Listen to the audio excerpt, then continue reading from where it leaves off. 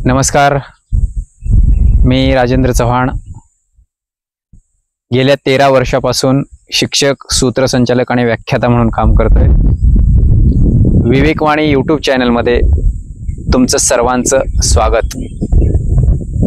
मंडळी, आज आपण एका अतिशय सुंदर अशा पुस्तकावर चर्चा करणार आहोत, ज्या पुस्तकाचं शीर्षक आहे मनात, आणि या पुस्तकाचे लेखक आहेत अच्युत गोडबोले।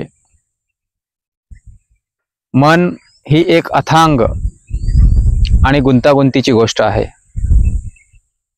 परंतु मनाचा विकास हा जीवनाचा विकास असं म्हटलं जातं, आणि म्हणून मनाच्या वेगवेगळ्या बाजू आपण समजून घेणं आवश्यक आहे। मन म्हणजे नेमकं काय आहे? तर मन ही एक प्रक्रिया आहे। मन म्हणजे केवळ एक आभास, जाणीवेची विचलित अवस्था म्हणजे मन, अशी देखील मनाची व्याख्या केली जाते। भावना, विचार आणि वर्तन या तिन्ही गोष्टींना मिळून मन बनत असतं। वेदामध्ये मनाला अंतःकरण असा शब्द आहे। अंतःकरण म्हणजे आतलं साधन। जागृत, स्वप्न आणि सुषुप्ती या मनाच्या अवस्था आहेत। मनाचा विकास करण्यासाठी योग्य आहार, अनुकूल वातावरण आणि नियमित व्यायाम या गोष्टी खूप महत्त्वाच्या असतात। मनाचं कार्य काय आहे? तर ज्ञान, स्मरणशक्ती, कल्पनाशक्ती, प्रेम, द्वेष, आशा, भीती या सगळ्या भावना उत्पन्न करणं आणि त्याचा अनुभव घेणं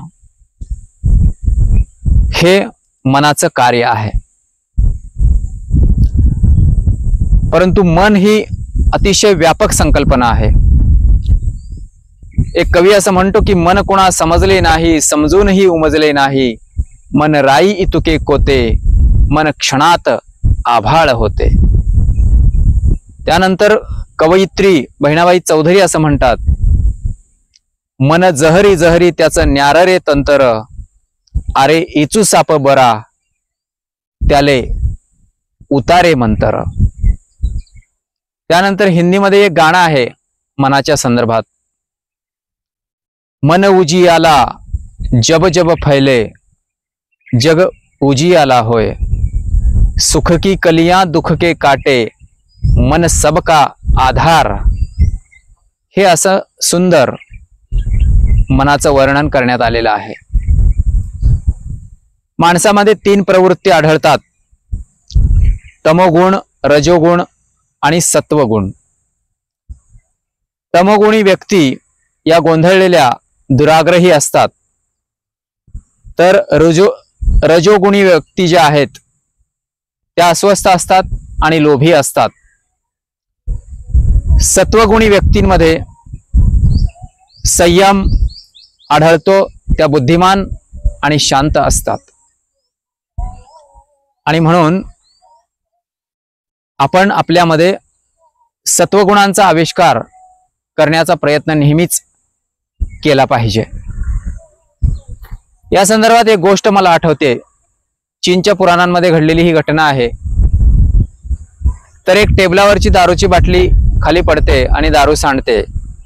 ही दारू 3 उंदीर पीत असतात आणि त्यांच्यावर वेगवेगळा परिणाम होतो। तर पहिला उंदीर म्हणतो की मी आत्ताच्या आत्ता राजाच्या महालात जाणार आणि राजाला वठणीवर आणणार। दुसरा उंदीर म्हणतो मला त्या राजाची मुळीच पर्वा नाही, कारण या पृथ्वीचा सम्राट मीच आहे।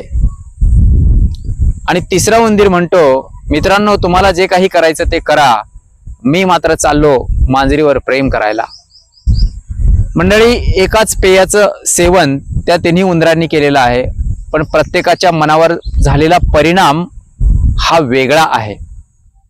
म्हणजे पहिल्या 2 उंदरांच्या मनामध्ये अहंकाराची भावना निर्माण झाली आहे, तर तो तिसरा जो उंदीर आहे त्याच्या मनामध्ये प्रेमाची भावना निर्माण झालेली आहे। आणि म्हणून आपलं मन निरोगी असणं, निर्मळ असणं आणि उच्च मनोबल हे किती महत्त्वाचं आहे हे या गोष्टीतून आपल्या लक्षात येतं.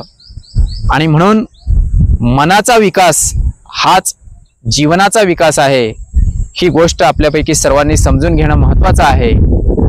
तेव्हा मंडळी, तुमच्या माझ्या आयुष्याची नवी कहाणी ऐकत रहा विवेकवाणी.